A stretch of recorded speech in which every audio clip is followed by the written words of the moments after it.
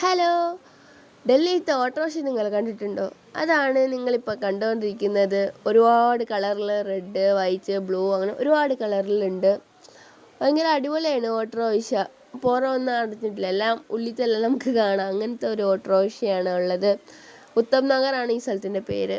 ഇവിടുന്ന് ഞങ്ങൾ നേരെ പോയത് ഒരു മാർക്കറ്റിലോട്ടാണ്. മാർക്കറ്റ് പറഞ്ഞാൽ നിങ്ങൾക്കറിയില്ലേ, ഡൽഹിയിൽ ഭയങ്കര വില കുറവിലാണ് എല്ലാ ഡ്രസ്സും എല്ലാം കിട്ടുക. ഭയങ്കര ക്വാളിറ്റി, മാക്സിമം ക്വാളിറ്റി ഒക്കെ ഉണ്ടാവും. പക്ഷെ നമുക്കത് വളരെ ലാഭമാണ്.